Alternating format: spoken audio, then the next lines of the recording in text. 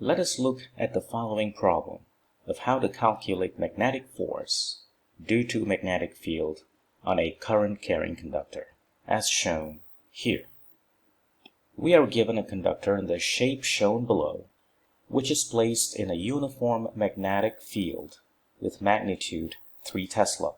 The direction of this magnetic field is coming out of the board, as shown by these dots.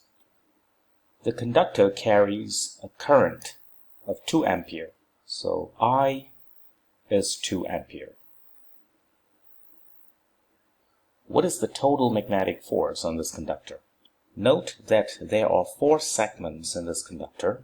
The first segment carries current out of the plane, so that is represented by this white dot right there. It could be of infinite long, it doesn't matter. So that is the first portion or the first part of that wire of the conductor. The second part is that semicircular loop, that one. So that is the second part. The third part is the straight line, which has a length of 4 meters. So that is the third portion of that entire conductor. The final part is going into the board, meaning it carries current into the plane of this computer screen as represented by that cross X. So that is part 4. Let us first calculate the magnetic force on portion 1 of this wire. Now, portion 1 of this wire or conductor carries current out of the plane of the computer screen. Now note that for this portion, the direction or the angle between the length vector of that part 1 conductor and the magnetic field which is coming out of the board is 0 degrees because they are parallel to each other.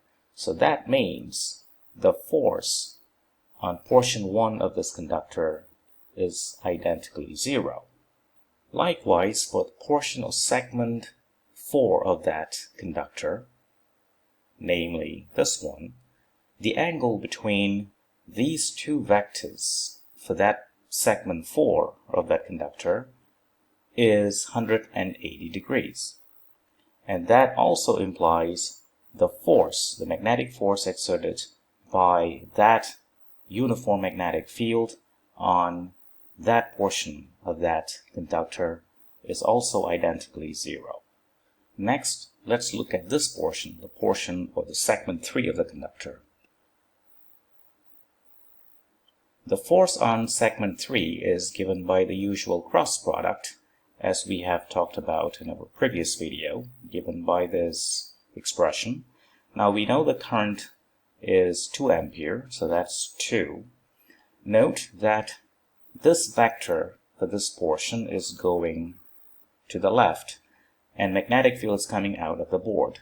So the right-hand rule would suggest if you take that to be the x-axis, that to be the y-axis, and the z-axis is coming out of the board, curling your right-hand fingers from the negative x-axis direction to the z-axis, the positive z-axis, would cause your right-hand thumb to point in that direction.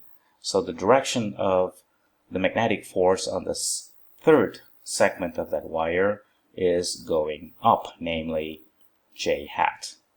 With the magnitude of 2 times the length of the wire is 4, and the magnitude of the magnetic field is 3 J hat.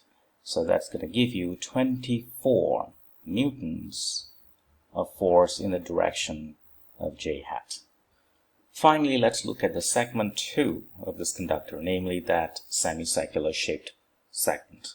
We start by dividing this entire semicircular segment into tiny segment, linear segment with a length dl. So we are showing a typical such segment situated at an angular coordinate of alpha, and the radius is r. So the radius is quite simply the radius of the semicircular portion, that is 2.5 meters. We are given that information. So basically what we have is we have a tiny element dl, that is the length, and the angular length is d alpha, and this length, this element, is situated at an angular position of alpha. That's what it is. And that distance, the radius, is r. So we can immediately see dl is quite simply r d alpha. Note the force on this tiny element, since it's carrying current in that direction, the magnetic force is coming out of the board. So the direction of the force would be going like that. So let's call the force on that tiny element as dF. And this dF has two components. One is the x component, and the other one is the y component, because this force, this direction, is along the radial direction. Note that the direction of dF is that way, and that is the same angle alpha given there. So the force on such a tiny element can be written in the following manner. So dF cosine alpha I hat, that is the x component, plus dF sine alpha j hat, which is the y component. And the magnitude of this force dF is quite simply the current I, the length of that element dl, the magnitude of the magnetic force, capital B, and the sine of the angle between the length vector, which is going that way, and the magnetic field, which is coming out of the board, and we know that is just 90 degrees. So sine 90 degrees is quite simply 1. So we end up with this expression for dF. Substituting this dF in this expression and using the expression for dl in here, we will get the following. So the entire force on this segment 2 of that conductor quite simply reduces into a simple integration. There are two of them. So the first is the integral of cosine with respect to alpha, so that is the x component, and the integral will go from 0 to 180 degrees, because when the element is here, the angle or the alpha is 0, and as you cover the entire segment, the element will be there, and the angle will be 180 degrees, or pi radian.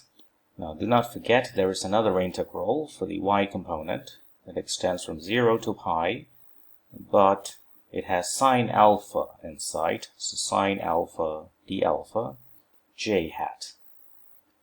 We note that the first integral will go to 0 because the integration of cosine alpha is quite simply sine alpha, and as you put in the limits 0 to pi, this will quite simply give you 0. The second integral will actually give you 2, because as you integrate sine alpha with respect to alpha, you will get minus cosine alpha with limit of 0 to pi, which is quite simply minus cosine pi minus cosine 0 degrees, which is quite simply 2. So this entire expression will quite simply be 2I RB J hat in the unit of newtons. Let's put in the numbers. The current is 2 ampere. The radius is 2.5 for that semicircular segment of that wire, and the magnetic field is 3. So they all are computed the units of newtons, and the direction is J hat, which will give you 30 newtons in the direction of J hat. We note that this is the force on the second segment of the conductor. Thus, the total force, the total magnetic force on the entire conductor, F total, is quite simply the sum of this 24 newtons and 30 newtons. Both are pointing in the same direction, J hat. So the answer is 54 newtons in the direction of J hat. and that solves the problem. Thank you for watching.